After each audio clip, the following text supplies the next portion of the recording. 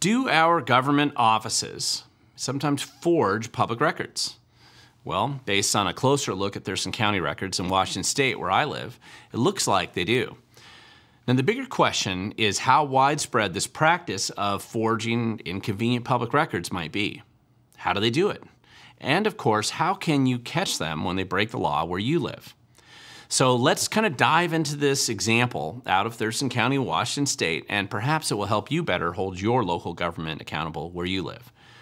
Now, before we get into this story, I don't want you to forget to like and share this video with others. And please, of course, hit the subscribe button if you haven't done so already. This doesn't cost you anything but just a few seconds of your time.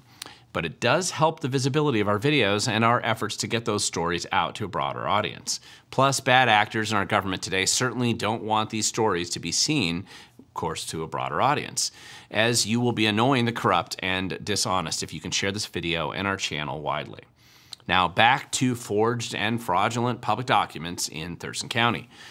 Now, I realize that it's hard to believe that elected officials and the army of bureaucrats who actually work for them would be willing to break the law, forge public records, of course, and commit other similar crimes. Well, the public just presumes that something like this won't or couldn't ever happen. And after all, we rely on public government records for many things. Everything from budgets, meeting minutes, ordinances, contracts, and other key documents. They're actually produced by local government, usually, and the community relies on these documents to be accurate, real, and available for them to review. In fact, it is just assumed by most people that these records, these documents and reports that are produced by governments every day, that they're accurate and a reasonably close approximation of reality. Even if we frequently disagree with stupid policies and absurd decisions, corrupt contracts, and kind of out-of-control budgets, we still assume that the records that we access, that they're real. But I'm strongly recommending, based on what I've actually seen here in Thurston County, that you take a closer look at your local government where you live today and then start to make sure that they're not doing the same thing that Thurston County has been caught doing recently. So let's get to the example that I'll discuss today. And by the way, this case was uncovered partly by accident, but completely by one local government watchdog, a local resident named John Pettit, who's basically been a longtime critic of Thurston County's questionable budget decisions and poor financial choices for many years now. I've featured him in some of my videos in the past. I mean, he's often been grinding away in obscurity and without much attention or recognition, just doing the frustrating and difficult work of trying to be a local citizen watchdog on local government. In this case, it's Thurston County where I live. Now, because of his efforts, he ended up really forcing a variety of state auditor investigations into Thurston County's shady financial practices. And some of these are still ongoing, but some have recently resulted in findings consistent and accurate with his original claims in some cases. So because of his work, the county manager, photographed here, you can see, Ramiro Chavez, he jumped ship and he brought his corrupt style of government to the city of Tacoma because apparently they like it like that. Now, because of John's work, one of the worst attorneys that I've ever witnessed in local government, Elizabeth Petrich here, finally retired early after providing years of disastrous and inaccurate legal advice, which had resulted in just so many major risk pool legal judgments against Thurston County that Thurston County actually came close a few years ago to being kicked out of the risk pool, the insurance risk pool. And again, because of John's work, the county finance director, Robin Campbell, also recently sort of resigned. Well, she's presumably trying to cover up whatever still needs to be memory hold in Thurston County. Now, presumably, this is because it becomes harder and harder to pretend that you're doing a good job when it's so obvious to all observers that you're not. So I've actually, of course, mocked her and many of these other people for years with the screwed up budget proposals going back well over 10 years. But let's get back to the fraud and the forged public documents. There may very well be many examples of this type of behavior in Thurston County government where I live too, but we will just focus on one example, how fraud and forgery appear to be committed by local governments in an effort to cover up wrongdoing. Now today I'm going to discuss Thurston County Resolution number 16040, which you can see here. It was originally approved June 29, 2021. It was titled a very boring and typically local government type language. It was titled, quote, "A resolution amending Appendix G of the Thurston County's Comprehensive Plan, also known as a Capital Improvement Program," unquote. This is what the front page of this resolution really looked like. And this is the signed signature page from that resolution right next to it. And listen, resolutions like this are frequently discussed, debated, approved, and voted on by local elected officials in cities and counties all over America every week. This is just part of the orderly and regular set of often mundane and legally required actions that they take to create budgets, local plans, approve vendor contracts, outline long-term planning projects, and many other important and sometimes very tedious local actions. By itself, there's really nothing hugely remarkable about this original resolution. When you actually look closer here at the signature sheet and the signature page of this, you will note that there are 3 county commissioners in Thurston County at that time, and one of them voted nay on this resolution. That would be Commissioner Gary Edwards. And you also had a county attorney sign on behalf of the county prosecuting attorney, as well as an employee of the county who's a clerk of the board who actually signed this legal document. So Resolution 16040. 4 signatures with 1 blank because Commissioner Gary Edwards voted against it. However, this document that I am showing you, which was the original legal resolution, was vanished from the county records and disappeared without a trace 8 months later. And a forged version of this same resolution was inserted in its place and has been represented by Thurston County elected officials and staff as the original version, even though it was a version forged 8 months later. How do I know this? Well, the only reason I know this is because this original document that I'm showing you right here, it was saved by local watchdog John Pettit as it was produced because he was critical of the budget presented in that document. Plus, he was in the process of filing a formal complaint with the Washington State Auditor at the time for some of the illegal actions that the Thurston County Commission was taking in regards to their unusual financial arrangements with a new $10 million atrium project. I've actually discussed this issue a few times in the past, done some videos on it, and I'll link to those videos again down below in the video description. Now here is the forged version of the same resolution, 16040, which was changed presumably by staff who were feeling the heat from John Pettit's one-man watchdog efforts and the impending state audit. Now this is the only version of this resolution which can be found in the public record today because the original resolution apparently was destroyed. Now I'll show you how John found it was actually forged. And first, you're going to note that the original resolution had a typed 16040, and the forged one, as you can see here, had the resolution number 16040 handwritten in place, which is pretty interesting. Now, that's one way of easily telling. Secondly, the original ordinance had this signature page, which you can see here, but the forged version had a different signature page, which of course looked like this, and I've got arrows pointing to each of them. You can clearly see that several of these signatures were different, including the clerk of the board and both county commissioners, as well as someone wrote in actually the nay vote by Commissioner Gary Edwards. Now, we know the date this forgery occurred because fortunately for us, Thurston County Commissioner Carolina Mejia actually dated her signature, which was a practice that she was encouraged to start to follow after she became commissioner because it has been reported to me that she was starting to become skeptical of staff and was wanting to make sure that her signatures were not being transposed or misrepresented. So what has changed in this resolution? Well, really nothing in the body of the resolution itself was changed, but the Appendix G had lots of changes, multiple financial changes to revenue numbers, sources of revenue totals, and a variety of other changes that were made partly, it appears, because of the pending investigation by the State Auditor's Office at the time. Now, the reason it appears that Thurston County staff were so motivated to change this appendix had to do with their consistent squandering of taxpayer cash on their absurd real estate transactions. Thurston County has a long and storied history of some of the most incompetent and questionable land and building transactions that I've ever seen in Washington State. Specifically, we're actually talking about the Mottman Center County Auditor Voting Center, and then more significantly than that, actually the leased atrium facility. I did a video here about that one. Mottman Voting Center was really just a building the county just didn't need to purchase. And it was only worth about $3.1 million at the time, but Thurston County staff and elected officials decided to spend $5.6 million to purchase it anyway. It was a dumb move. It was a waste of taxpayer dollars, but this is how they roll every day with their bureaucratic staff infection. Wasting money is like breathing to senior staff in Thurston County. The issue with the atrium facility here was actually the $2.5 million tenant improvement work for which Thurston County taxpayers ultimately paid about $10 million. And where their original lease was far in excess of the actual value of the building itself. It would have been way cheaper just to buy it. Now, nothing makes any sense with the decision process on this fiasco other than kind of corruption of some kind, maybe kickbacks, or maybe just excessive incompetence, which is, of course, common as the sun rising every day in Thurston County.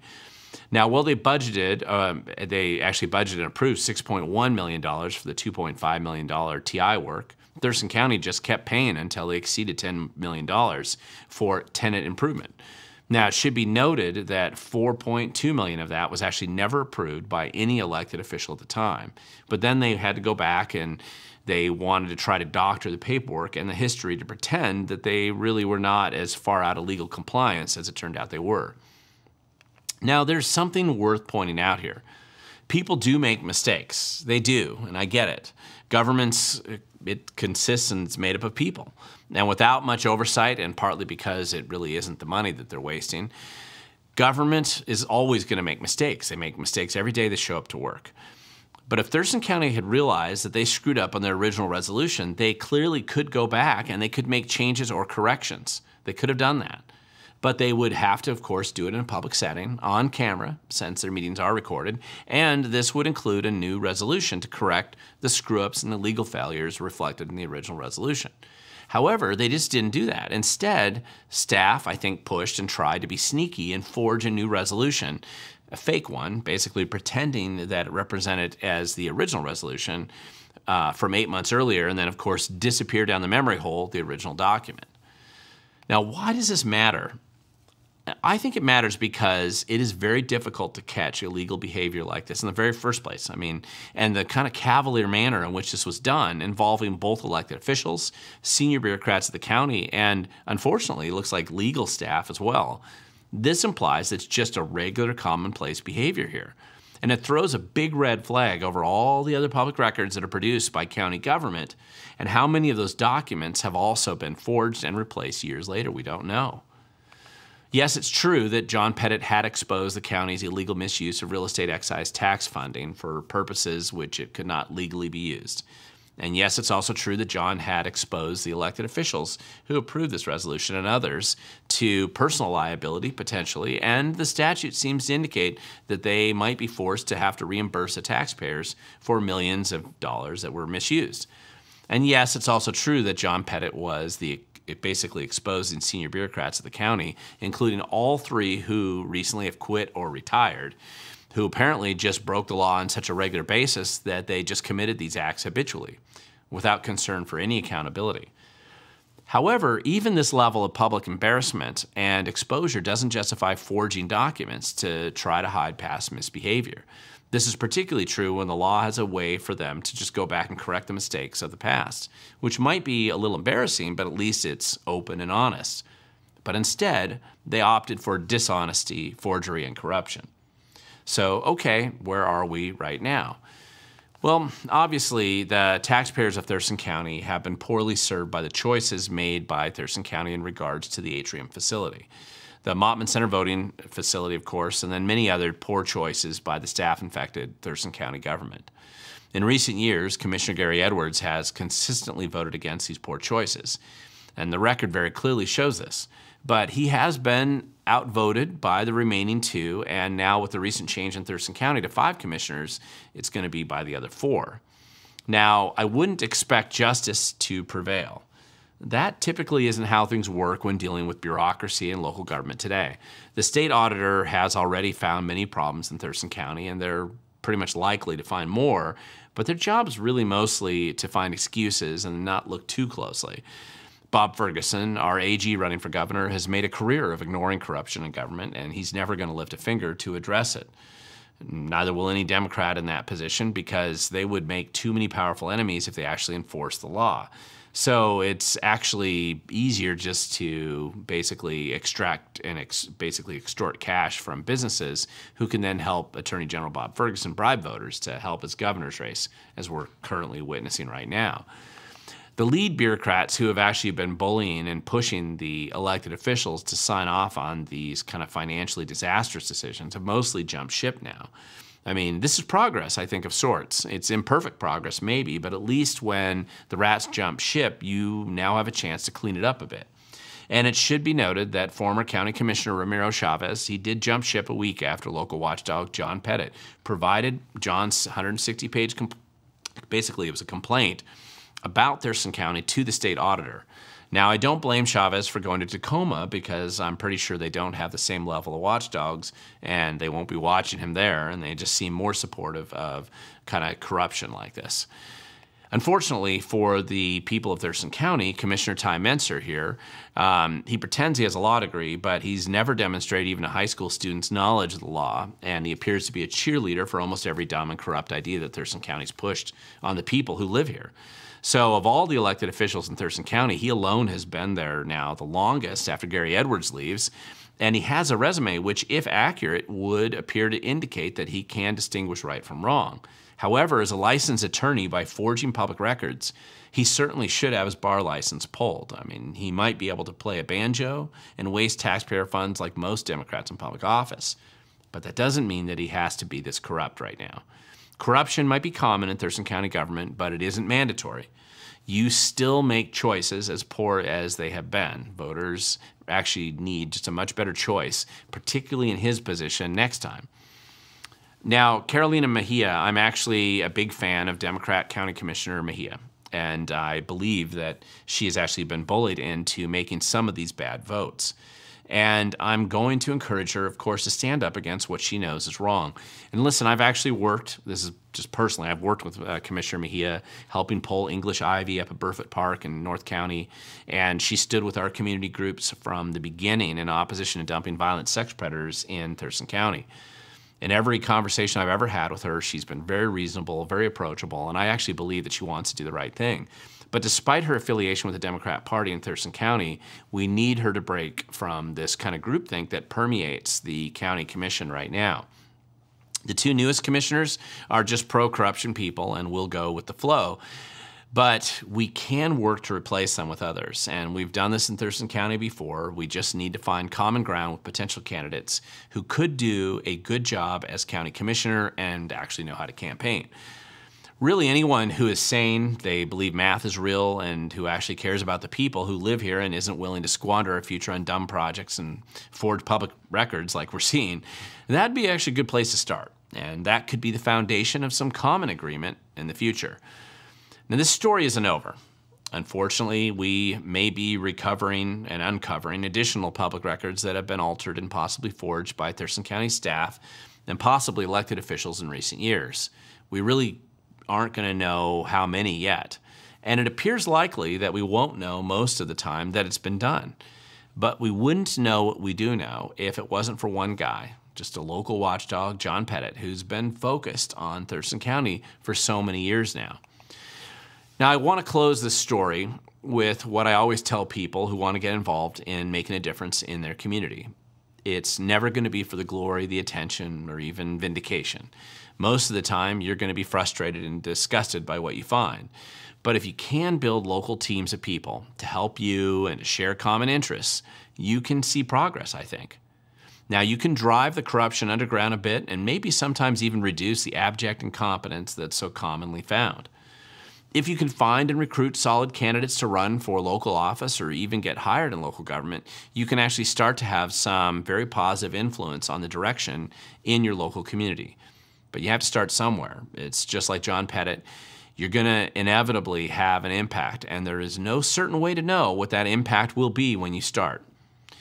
What you can be certain of is that if you do nothing, then nothing's going to change. If you ignore the problems, they will only get worse. But if you show up, you have a chance actually to make an impact. If you show up, you can start to make your community a much better place. Even if it is just exposing the problems and the corruption that needs to be addressed first. But it will only happen if you show up. Because, as I always say, the future belongs to those who show up.